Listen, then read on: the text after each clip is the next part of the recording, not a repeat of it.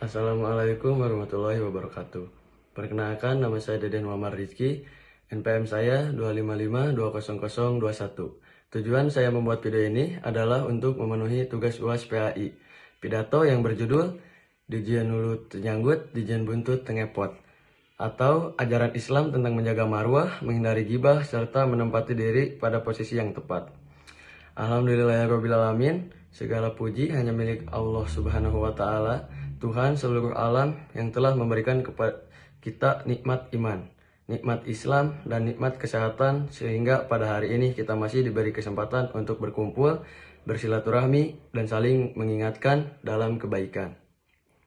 Salawat serta salam senantiasa tercurah limpahkan kepada junjungan Nabi besar kita Muhammad Sallallahu Alaihi Wasallam, kepada keluarga beliau, para sahabat beliau, tabi'in, tabi'at, dan kepada kita semua selaku umat hingga akhir zaman.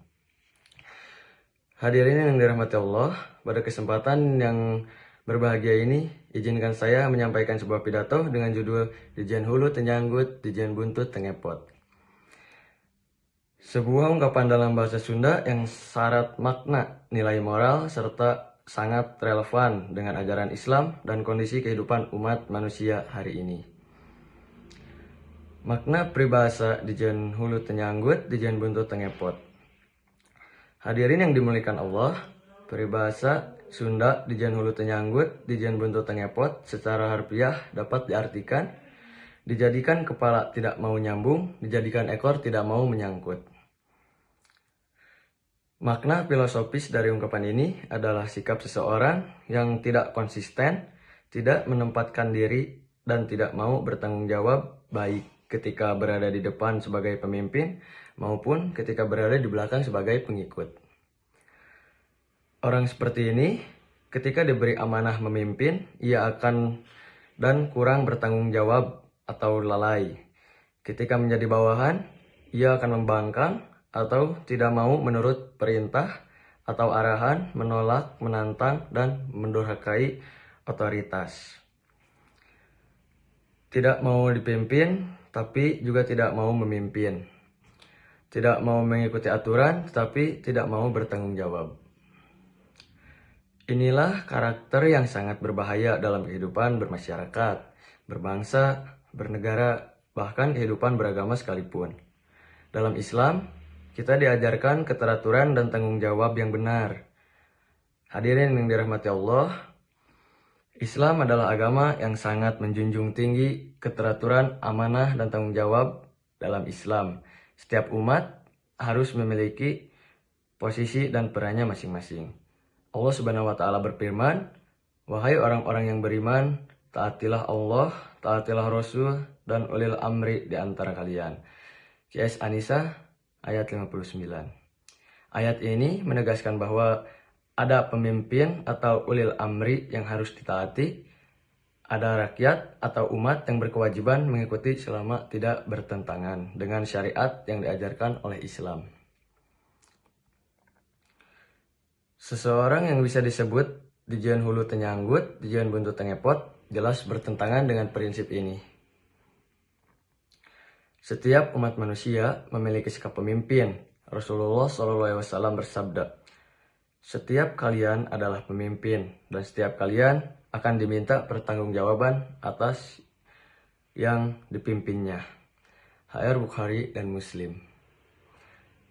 Hadis ini mengajarkan bahwa suami adalah pemimpin bagi keluarganya, istri adalah pemimpin bagi rumah tangga, anak adalah pemimpin bagi dirinya sendiri, pejabat pemimpin bagi rakyatnya, guru pemimpin bagi muridnya.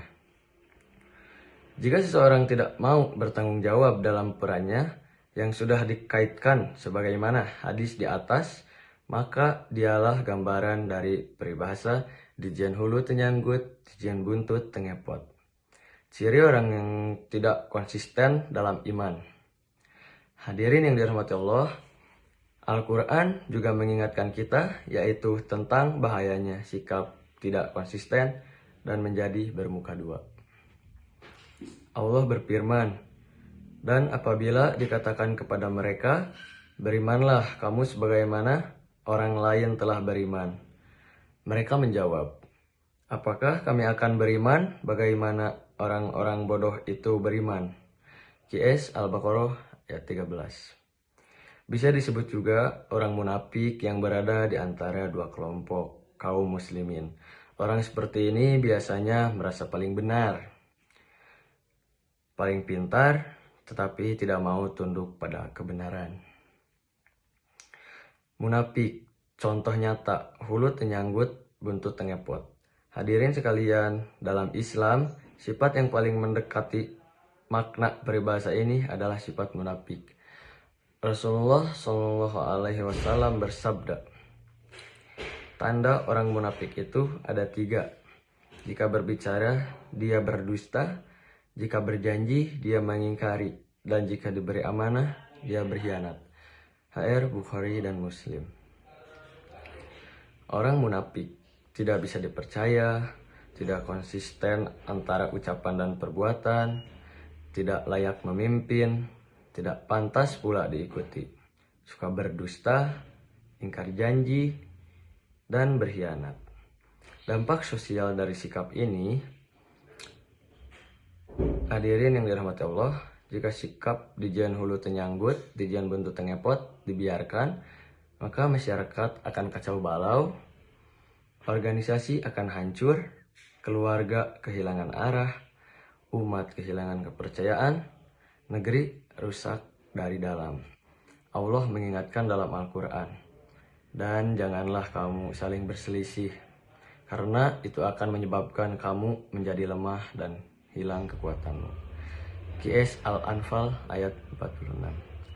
Teladan Rasulullah Shallallahu Alaihi Wasallam dalam kepemimpinan dan ketaatan. Hadirin yang berbahagia, Rasulullah Shallallahu Alaihi Wasallam adalah teladan yang sangat sempurna bagi para kaum muslimin. Saat memimpin, beliau adil dan amanah. Saat dipimpin oleh Allah, beliau paling taat. Allah berfirman, sungguh telah ada pada diri Rasul itu suri teladan yang baik bagimu. QS Al-Ahzab ayat 21. Menjadi pribadi yang nyanggut di hulu, nurut di buntut. Hadirin yang dirahmati Allah, kebalikan dari peribahasa tadi adalah pribadi yang siap memimpin dengan amanah, siap mengikuti dengan taat, tahu posisi dan peran, ikhlas dan bertanggung jawab. Kebalikan dari peribahasa tadi adalah, inilah ciri orang beriman sejati. Allah berfirman, sesungguhnya Allah menyuruh kamu menyampaikan amanah kepada yang berhak menerimanya. QS An-Nisa ayat 58. Hadirin yang dimuliakan Allah, mari kita renungkan diri kita masing-masing. Sudahkah kita amanah saat memimpin? Sudahkah kita taat saat dipimpin? Ataukah kita masih termasuk orang yang dijian hulu tenyanggut, dijian buntut tengepot? Semoga Allah membersihkan hati kita dari sifat munafik, sombong, dan lalai. Semoga Allah menjadikan kita pribadi yang bertanggung jawab, konsisten dalam iman, dan bermanfaat bagi sesama. Rabbana la tuzigh qulubana ba'da idh hadaitana. Akhir kata, semoga pidato ini bermanfaat. Wassalamualaikum warahmatullahi wabarakatuh.